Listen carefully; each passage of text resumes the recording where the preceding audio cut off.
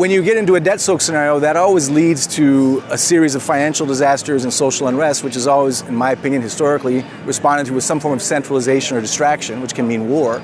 And Hemingway famously wrote, you know, he's not an economist, not a member of the Fed, certainly not an MBA from Wharton, but he said, look, you know, you can always buy temporary prosperity through debt, but in the end, you get permanent ruin through inflation and war. Look, it's troublesome, and I got to give credit to Jim Rickards years ago when he wrote The Currency Wars. And then, you know, from a currency war comes a trade war, and then the risk of a hot war. We can unpack the probabilities are possible. Of course, it's always possible. To me, it's madness in a nuclear era that you can, and certainly Douglas McGregor, Colonel McGregor was here yesterday talking about the madness of that. I go back to Ernest Hemingway. I've used that quote many times. When you're in a debt-soaked scenario like the U.S. and the whole globe is, frankly, the G7, all the major countries, ironically, except for Russia. When you get into a debt-soaked scenario, that always leads to a series of financial disasters and social unrest, which is always, in my opinion, historically responded to with some form of centralization or distraction, which can mean war. And Hemingway famously wrote, you know, he's not an economist, not a member of the Fed, certainly not an MBA from Wharton, but he said, look, you know, you can always buy temporary prosperity through debt, but in the end, you get permanent ruin through inflation and war. We've certainly seen the inflation headlines. We've seen a lot of indirect and direct wars involved with the United States in the last 10 years, mostly disastrous. So the idea of a more military conflict for Davos or anyone to predict that is certainly not a stretch of the imagination. But again, I'll say the risk of heightened military conflict as a distraction or as an excuse to expand the money supply or to get into full kind of emergency mode economies when there's a good war, that can be politically powerful. I hope that no new administration in general, and Trump in particular, will use that tactic to throw the baby out with the bathwater and blame military conflicts on the real strong debt and economic problems that he's facing. We all know he's facing, and whether he can solve them or not in 2 to 4 years is to be determined. Look, you know, there's the ultimate cliche is gold loves fear. Of course, when there's conflict in the world, when there's headlines in the world, when there's an event and not just a theoretical event, usually gold spikes on it. Gold loves crisis. There's plenty of crisis to go around. To me, there's a lot of fog about different theories where the gold price moves. Certainly central bank buying is a big reason. But it really, like every sector or every asset class or every headline you and I want to talk about, it all starts with what we're seeing right now. We've been seeing for quite some time, it's really coming to head, is a debt collapse. And it's driven by a sovereign debt crisis. Certainly in the home of the world reserve currency, certainly in the United States, that's undeniable. And the ripple effects of that debt and what rising yields mean to the world, what that means to real estate markets, what that means to currency markets, what that means to the stock market, which we can talk about with grotesquely overvalued. We've been saying this for years, but it's reaching that tipping point. But again, military conflict headlines, gold price, equities, currencies, certainly precious metals, it all stems from what this debt crisis means, how to sustain it. Debt is driven by issuing IOUs. The U.S. IOU is not as loved, not as trusted. It's from a broke issuer. When there's no buyers of those IOUs, you have rising yields. That's the shark fin that circles everything that everyone's terrified of.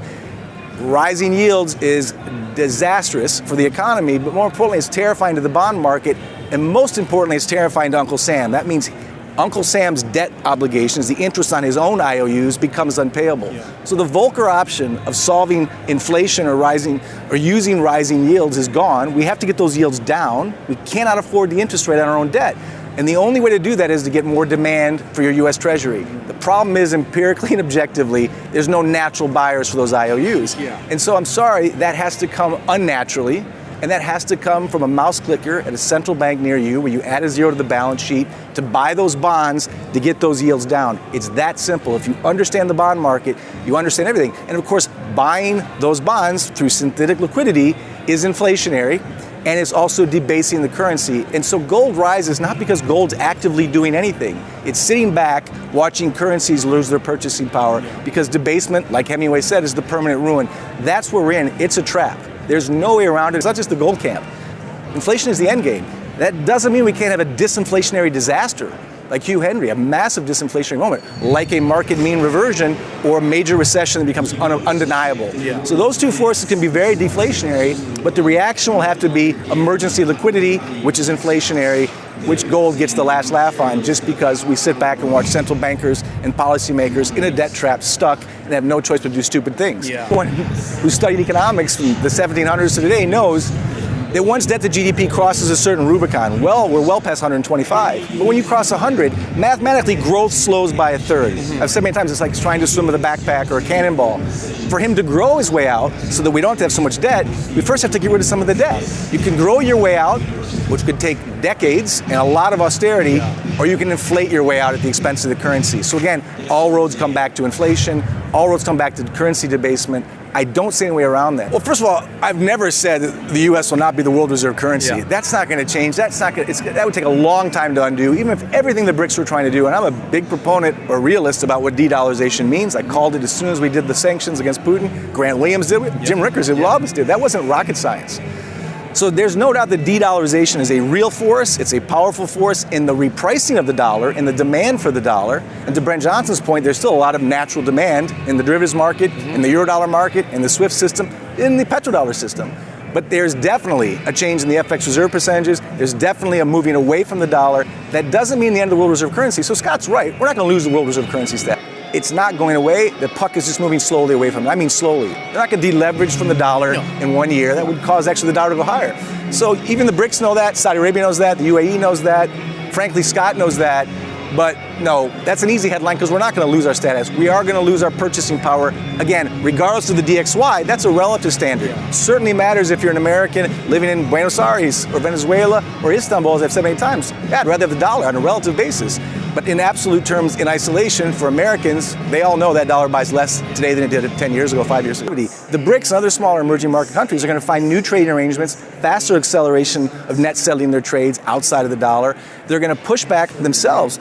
It's mutually assured destruction in a nuclear way for China and America or Russia to fight. It's equally mutually assured destruction. These are two huge demand pulls for products. If China pushes back, it's fine. You're going to put an import on us or a tariff on us. We're going to put a tariff on you too.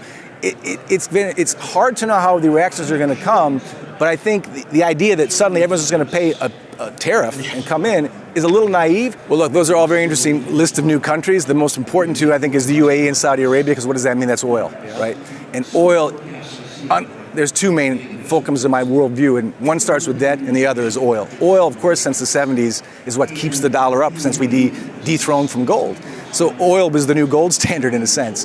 And having the oil states agree to sell oil in dollars is what kept our dollar from being disastrous. And so when you see Saudi Arabia and the UAE flirting with the BRICs about, look, we'll do some trade deals in oil outside of the dollar, we'll work with you. Already 20% of the oil sales are outside of the petrodollar, unthinkable 5 years ago. Look, Kyle Bass said this years ago, China's number one priority is a non-dollar energy solution. They need to find, they're importing their oil. Russia's a major exporter of oil. They have no problem paying yuan for that oil, and Russia takes that yuan, converts it back into gold in the Shanghai Exchange, and there you go. There's an oil trade outside the dollar. That's a major shift in global trade. That's a major shift in the US dollar. I'm sure it's a major concern for any of Trump's advisors looking at the macro picture, the long-term faith and trust of the dollar and US Treasury. And I think this idea of Saudi Arabia and the UAE already looking to the BRICs to sell oil outside of the dollar isn't the end of the petrodollar arrangement or agreement. But I joke many times, it's like you take your girlfriend to dinner and she's looking at the waiter. She may not be leaving you yet, but you see she's already looking at the waiter. That's a bad sign. It's an awkward drive home. And I think UAE and Saudi are already very comfortable talking to the BRICs, says that they're not going to just do whatever the West says. They're not going to just be the dog wagged by the tail of U.S. policy, U.S. monetary policy. That'll be an interesting challenge. Again, we're all going to have to speculate on how other countries react. I'm far more bearish this year on the markets than I was last year. If markets truly tank, and not just a 10% or 20% correction, but a real uh-oh moment, look, I agree that gold, anything that's not nailed down goes down for a while, including Bitcoin, including tech, certainly including the S&P, and gold can retrace. But as we've seen, and I see more and more, it doesn't go that far down and it retraces much faster. More importantly, look, I see no end to the real thing that's driving the gold price, obviously central bank purchasing, but it's fiat currency debasement. And if we have a deflationary moment, the central banks around the world will react concomitantly to print more money. And in a really worst case scenario, if we have a Bretton Woods 2.0 like the IMF telegraphed in 2020, even a new debt jubilee brouhaha after a real global crisis, I'm not saying that's going to happen. Even if the worst case scenario happened, they've already told us that the new currencies to come out of that are going to be gold back.